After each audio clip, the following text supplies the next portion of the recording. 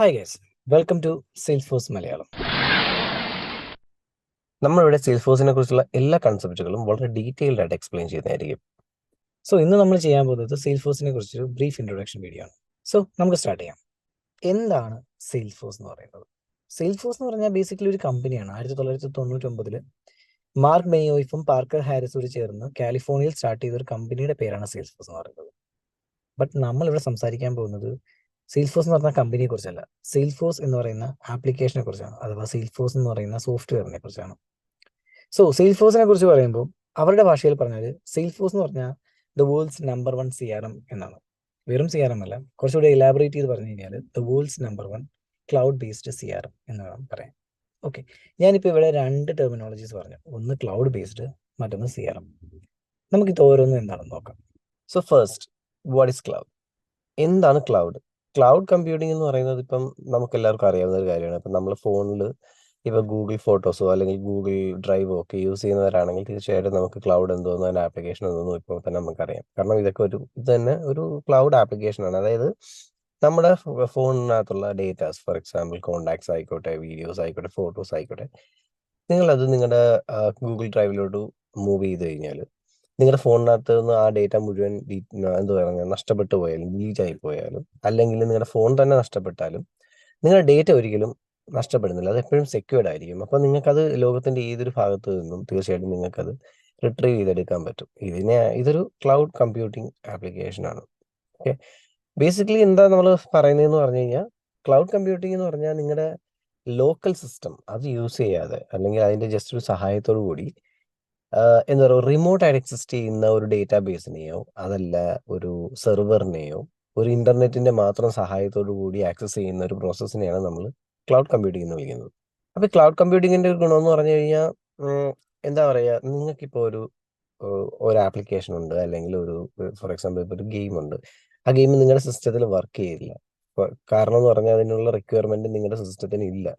അപ്പോൾ നിങ്ങളൊരു പുതുതായിട്ടൊരു സിസ്റ്റം വാങ്ങുന്നതിനേക്കാൾ നല്ലത് നിങ്ങളൊരു ക്ലൗഡ് സെർവറിൽ അതിന് ഇൻസ്റ്റാൾ ചെയ്യാൻ പറ്റും. ഓക്കെ, എന്നിട്ട് നിങ്ങൾക്ക് നിങ്ങളുടെ അതേ സിസ്റ്റം വെച്ച് തന്നെ വീട്ടിലിരുന്നുണ്ട് നിങ്ങൾക്ക് ആ ഗെയിം കളിക്കാൻ പറ്റും. അപ്പം നിങ്ങൾ മന്ത്ലി ഏതെങ്കിലും ഒരു ക്ലൗഡ് കമ്പനിക്ക് നിങ്ങൾ ഇത്ര രൂപ കൊടുക്കുക, സബ്സ്ക്രിപ്ഷൻ ആയിട്ട് കൊടുക്കുക. അതാണ് നമ്മൾ ചെയ്യുന്നത്. അപ്പം ഒന്ന് ആലോചിച്ച് നോക്കിയേ, നമ്മളൊരു പുതുതായിട്ടൊരു കമ്പ്യൂട്ടർ വാങ്ങുന്നതിൻ്റെ അത്രയും എക്സ്പെൻസീവ് അല്ല ഒരു ക്ലൗഡ് സർവീസ് വാങ്ങുന്നത്. അതുപോലെ നമുക്കൊരു ഗെയിം കളിക്കാൻ വേണ്ടിയിട്ട് മാത്രം ഒരു കമ്പ്യൂട്ടർ വാങ്ങേണ്ട ആവശ്യമില്ല. അപ്പോൾ ഈ ഗെയിമിംഗ് പോലുള്ള കാര്യങ്ങളുടെ ഒരു പ്രത്യേകത എന്ന് പറഞ്ഞാൽ നമ്മൾ ഇന്നും ഇത് ഉപയോഗിക്കുന്നില്ല. നമുക്ക് ആവശ്യം എപ്പോഴാണോ ഉള്ളത് അപ്പം നമ്മൾ സബ്സ്ക്രൈബ് ചെയ്യുന്നു, നമ്മളൊരു ക്ലൗഡിൽ ഇത് ഇൻസ്റ്റാൾ ചെയ്യുന്നു, നമ്മൾ വീട്ടിലിരുന്ന് നമ്മുടെ സിസ്റ്റം വെച്ച് തന്നെ കളിക്കുന്നു.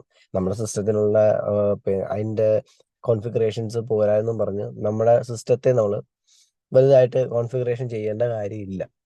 സോ ഇതൊരു ക്ലൗഡ് കമ്പ്യൂട്ടിങ്ങിൻ്റെ ഒരു വലിയൊരു അഡ്വാൻറ്റേജ് ആണ്. ഓക്കെ, ഇതാണ് ക്ലൗഡ് കമ്പ്യൂട്ടിങ് ബേസിക്കലി. സോ സെയിൽസ്ഫോഴ്സ് എന്ന് പറയുന്നത് ക്ലൗഡ് കമ്പ്യൂട്ടിംഗ് ആപ്ലിക്കേഷൻ ആണെന്ന് പറഞ്ഞു. അതൊരു ക്ലൗഡ് ബേസ്ഡ് ആപ്ലിക്കേഷൻ ആണ്. അതിന്റെ ഗുണം എന്താന്ന് പറഞ്ഞു കഴിഞ്ഞാൽ, സെയിൽസ്ഫോഴ്സ് നിങ്ങൾക്ക് പഠിക്കാനോ അതിൽ വർക്ക് ചെയ്യാനോ അതല്ല എന്താ പറയുന്നത് അത് യൂസ് ചെയ്യാനോ വേണ്ടിയിട്ട് നിങ്ങൾക്ക് പ്രത്യേകിച്ച് ഒരു കോൺഫിഗറേഷനുള്ള സിസ്റ്റം വേണമെന്നില്ല. അതുപോലെ തന്നെ നിങ്ങൾക്ക് എന്തെങ്കിലും ഒരു ആപ്ലിക്കേഷൻ നിങ്ങളുടെ അതായത് സോഫ്റ്റ്വെയറോ എന്തെങ്കിലും ഒന്ന് നിങ്ങളുടെ ലാപ്ടോപ്പിലോ അല്ലെങ്കിൽ നിങ്ങളുടെ സിസ്റ്റത്തിലോ ഇൻസ്റ്റാൾ ചെയ്യേണ്ട യാതൊരു കാര്യമില്ല. അപ്പം അതുകൊണ്ട് തന്നെ ഉള്ള ഗുണമെന്ന് പറഞ്ഞാൽ നിങ്ങൾക്ക് സെയിൽസ്ഫോഴ്സ് പഠിക്കാൻ ഒരു പുതിയ കമ്പ്യൂട്ടറിൻ്റെയോ അല്ലെങ്കിൽ നല്ല കോൺഫിഗറേഷൻ ഉള്ള സിസ്റ്റത്തിൻ്റെയോ ഒന്നും ഒരു ആവശ്യമില്ല. ഒരു മിനിമം റിക്വയർമെൻ്റ് എന്ന് പറഞ്ഞാൽ അത്യാവശ്യം സ്പീഡുള്ള ഒരു ഇൻ്റർനെറ്റ് കണക്ഷൻ ഉണ്ടാവുക എന്നുള്ളത് മാത്രമാണ്. അപ്പം നിങ്ങൾക്കൊരു നല്ല ഇൻ്റർനെറ്റ് കണക്ഷൻ ഉണ്ടെങ്കിൽ you are good to go. നിങ്ങൾക്ക് സിമ്പിളായിട്ട് സെയിൽസ്ഫോഴ്സ് പഠിക്കാം, സെയിൽസ്ഫോഴ്സിൽ വർക്ക് ചെയ്യാം. അപ്പം നമ്മൾ ക്ലൗഡ് കമ്പ്യൂട്ടിങ്ങിനെ കുറിച്ച് ഏകദേശം ഒരു ഐഡിയ കിട്ടി. ഇതിനെക്കുറിച്ച് ഡീറ്റെയിൽ ആയിട്ട് നമ്മൾ വരുന്ന വീഡിയോസിൽ പറയുന്നതായിരിക്കും. ഓക്കെ, അപ്പോൾ അടുത്തത് CRM. എന്താണ് CRM? CRM എന്ന് പറഞ്ഞു കഴിഞ്ഞാൽ കസ്റ്റമർ റിലേഷൻഷിപ്പ് മാനേജ്മെന്റ്. ഓക്കെ, അതായത് എന്താണ് കസ്റ്റമർ റിലേഷൻഷിപ്പ് മാനേജ്മെന്റ്? ആ പേരിനകത്ത് തന്നെ നോട്ട് ചെയ്യുന്ന സാധനമാണ് കസ്റ്റമർ റിലേഷൻഷിപ്പ് മാനേജ്മെന്റ്. അതായത് കസ്റ്റമറുമായിട്ടുള്ള റിലേഷൻഷിപ്പിനെ മാനേജ് ചെയ്യാൻ ഉപയോഗിക്കുന്ന ഒരു സോഫ്റ്റ്വെയർ. ബേസിക്കലി അതാണ് സെയിൽസ്ഫോഴ്സ്. ഏറ്റവും ചുരുക്കം പറഞ്ഞു കഴിഞ്ഞാൽ സെയിൽസ്ഫോഴ്സ് എന്ന് പറയുന്നത്, ഇപ്പം സെയിൽസ്ഫോഴ്സ് എന്നാണല്ലോ പറയുന്നത്, അപ്പം സെയിൽസ് എന്ന് പറയുന്നതാണ് അവർ ഹൈലൈറ്റ് ചെയ്ത് പറയുന്ന ഒരു വേർഡ്, അല്ലെങ്കിൽ അതിന്റെ ഫസ്റ്റ് സ്റ്റാൻഡ് ചെയ്യുന്നത് തന്നെ സെയിൽസ്. സപ്പോസ് നിങ്ങൾക്കൊരു ബിസിനസ് ഉണ്ടെന്ന് വിചാരിക്കുക. അതൊരു വലിയ ബിസിനസ് ആയിക്കോട്ടെ, ഫോർ എക്സാമ്പിൾ ഒരു MNC പോലുള്ള ഒരു വലിയ കമ്പനി ആയിക്കോട്ടെ, അതല്ല നിങ്ങൾ ഒറ്റയ്ക്ക് നടത്തുന്ന ഒരു കമ്പനി ആയിക്കോട്ടെ, അല്ലെങ്കിൽ നിങ്ങളുടെ ഫ്രണ്ട്സ് ആയിട്ട് നടത്തുന്ന ഒരു ചെറിയ കമ്പനി ആയിക്കോട്ടെ, ഏത് ലെവലിലുള്ള ഏതൊരു തരത്തിലുള്ള കമ്പനി ആയാലും ആ കമ്പനിയെ എൻഹാൻസ് ചെയ്യിക്കാൻ വേണ്ടിയിട്ട് ഉപയോഗിക്കുന്ന ഒരു സോഫ്റ്റ്വെയർ ആണ് ശരിക്കും പറഞ്ഞാൽ സെയിൽഫോഴ്സ്. ഇതാണ് നമുക്ക് ഏറ്റവും മിനിമലായിട്ട് നമുക്ക് സെയിൽഫോഴ്സിന് എക്സ്പ്ലെയിൻ ചെയ്യാൻ പറ്റുന്ന ഒരു കാര്യം. ഓക്കെ. സോ CRM എന്ന് പറഞ്ഞാൽ ഞാൻ പറഞ്ഞ പോലെ കസ്റ്റമർ റിലേഷൻഷിപ്പ് മാനേജ്മെന്റ് ആണ്. സോ നിങ്ങൾക്ക് ഏത് കമ്പനി ആയാലും, നിങ്ങൾ ഏതൊരു തരം ബിസിനസ്സാണ് ചെയ്യുന്നതെങ്കിലും, നിങ്ങളുടെ ബിസിനസ്സിന്റെ പില്ലർ എന്ന് പറയുന്നത് നിങ്ങളുടെ കസ്റ്റമർ ആയിരിക്കും. അതായത് നിങ്ങളുടെ കസ്റ്റമർ ഹാപ്പി ആണെങ്കിൽ നിങ്ങൾക്ക് നല്ല ബിസിനസ്സിൽ നേട്ടം ഉണ്ടാകും, അല്ലെങ്കിൽ നിങ്ങളുടെ ബിസിനസ് ഗ്രോ ചെയ്യും. സപ്പോസ് നിങ്ങളുടെ കസ്റ്റമർ അത്ര ഹാപ്പി അല്ല എങ്കിൽ നിങ്ങളുടെ ബിസിനസ് നന്നായി പോവില്ല. ബേസിക്കലി ഇത് വളരെ എളുപ്പമുള്ള കാര്യമാണ്, നമുക്ക് എല്ലാവർക്കും അറിയുന്ന കാര്യമാണ്. സോ കസ്റ്റമറെ മാനേജ് ചെയ്യുക എന്ന് പറയുന്നത് ഭയങ്കര ഇമ്പോർട്ടൻ്റ് ആണ്. ആൻഡ് ഇതത്ര എളുപ്പമുള്ള കാര്യമല്ല. ഇതിന് ഒരുപാട് പണം ആവശ്യമുണ്ട്, ഒരുപാട് സമയം ആവശ്യമുണ്ട്, ഒരുപാട് റിസോഴ്സിന് ആവശ്യമുണ്ട്, ഒരുപാട് കാര്യങ്ങൾ. നമ്മൾ ഒരു കസ്റ്റമറെ ഹാപ്പി കസ്റ്റമർ ആക്കി വെക്കുക, അല്ലെങ്കിൽ അവരെ സാറ്റിസ്ഫൈ ചെയ്യിപ്പിക്കുക എന്ന് പറയുന്നതിന് വേണ്ടിയിട്ട് ഒരുപാട് എഫേർട്ട് എടുക്കേണ്ടി വരും. സോ അതിനു വേണ്ടി ഉപയോഗിക്കുന്ന സ്ട്രാറ്റജീസ്, ബെസ്റ്റ് പ്രാക്ടീസ്, ഇതൊക്കെയാണ് CRM. സോ CRMനെ കുറിച്ചുള്ള ഡീറ്റെയിൽ ആയിട്ടുള്ള കാര്യങ്ങൾ നമ്മൾ വരുന്ന വീഡിയോസിൽ പറഞ്ഞുതരും. Customer relationship management softwares fulfil ചെയ്യുന്ന കുറേ ഫീച്ചേഴ്സ് ഉണ്ട്. അത് ഇതൊക്കെയാണെന്ന് നമുക്ക് നോക്കാം. Key components. ഓക്കെ, അത് ഇതൊക്കെയാണെന്ന് നോക്കി കഴിഞ്ഞാൽ ഇതൊക്കെയാണ്. അതായത് ഒരു CRM സോഫ്റ്റ്വെയർ ആയാൽ അത് മിനിമം ഇത്രയും ഫങ്ഷണാലിറ്റീസ് നമുക്ക് പ്രൊവൈഡ് ചെയ്യണം. Customer data management, sales automation, marketing automation, customer service and support, analytics and reporting, integrations, mobile access, workflow automation, customer segmentation, leads and opportunity management. ഇതിനെല്ലാം കുറിച്ച് നമ്മൾ വളരെ ഡീറ്റെയിൽഡ് ആയിട്ട് പറയുന്നതായിരിക്കും. അതുകൊണ്ട് പേടിക്കേണ്ട, ഇതൊക്കെ ജസ്റ്റ് ഒരു ടെർമിനോളജി. ഇപ്പോൾ എന്താണെന്നുള്ളത് 1 by 1 നമ്മൾ പറയും. കാര്യം Salesforce is all about this. Okay okay അടുത്തതായിട്ട് സെയിൽഫോഴ്സ് മാത്രമല്ല ഈ ഒരു CRM പ്രൊവൈഡ് ചെയ്യുന്ന ഒരു കമ്പനി, അല്ലെങ്കിൽ CRM ടൂൾ എന്ന് പറയുന്നത്. there are lot of CRMs out there. അപ്പം നമുക്ക് അത് ഏതൊക്കെയാണെന്ന് നോക്കാം. ഇതൊരു ലിസ്റ്റാണ്. ഇതിനകത്ത് എല്ലാം ഒന്നുമില്ല. നിങ്ങൾ ഗൂഗിൾ ചെയ്ത് കഴിഞ്ഞാൽ ഇതിനേക്കാളും ഒരുപാട് CRMs നിങ്ങൾക്ക് കിട്ടുന്നതായിരിക്കും.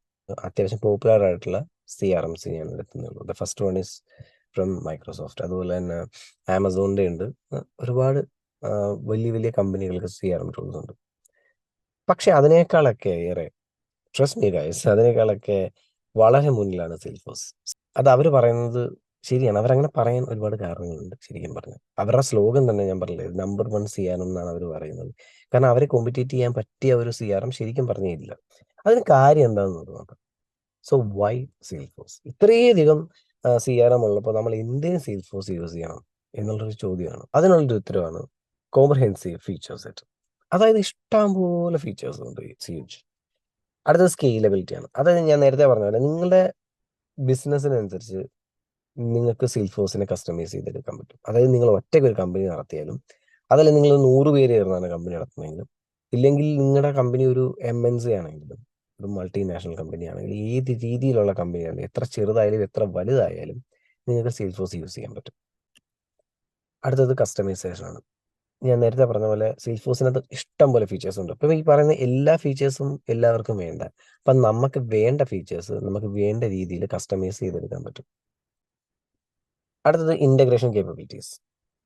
അതായത് നമുക്ക് സെയിൽഫോഴ്സിനെ മറ്റ് CRM ആയിട്ടോ അല്ലെങ്കിൽ മറ്റ് ടൂളുകളായിട്ടോ, അഥവാ തേർഡ് പാർട്ടി ആപ്ലിക്കേഷനായിട്ടോ നമുക്ക് ഇൻ്റഗ്രേറ്റ് ചെയ്യാൻ സാധിക്കും. അടുത്തത് സ്ട്രോങ് എക്കോസിസ്റ്റം. യെസ്, സെയിൽഫോഴ്സ് നിങ്ങൾക്ക് പഠിക്കണമെങ്കിലോ, അതെങ്കിൽ സെയിൽഫോഴ്സ് വർക്ക് ചെയ്യണമെങ്കിലോ, അല്ലെങ്കിൽ നിങ്ങൾക്ക് സെയിൽഫോഴ്സിൽ എന്തെങ്കിലും ഡൗട്ട് ഉണ്ടോ, നിങ്ങൾക്ക് എന്തെങ്കിലും ഒരു കോഡ് എഴുതണമെങ്കിലോ, അതിനെക്കുറിച്ച് എല്ലാം ഡീറ്റെയിൽ ആയിട്ട് പറയുന്നുണ്ട്. ബട്ട് ഇതിനെക്കുറിച്ചെല്ലാം ഈ പറഞ്ഞ പോലെ ഇതിൻ്റെ എല്ലാ ഡീറ്റെയിൽസിലും എല്ലാ കാര്യങ്ങളും നിങ്ങൾക്ക് അവൈലബിൾ ആയിരിക്കും. അതായത് നിങ്ങൾക്കൊരു സപ്പോർട്ട് എപ്പോഴും നമുക്കുണ്ടാകും. കാരണം because Salesforce is having a strong ecosystem.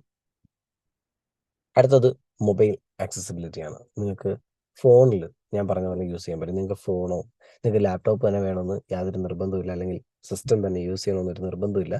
നിങ്ങൾക്ക് മൊബൈൽ ഉപയോഗിച്ചും സെയിൽഫോഴ്സ് ആപ്ലിക്കേഷൻ യൂസ് ചെയ്യാവുന്നതാണ്, അഥവാ വർക്ക് ചെയ്യിക്കാവുന്നതാണ്. Next, analytics and reporting.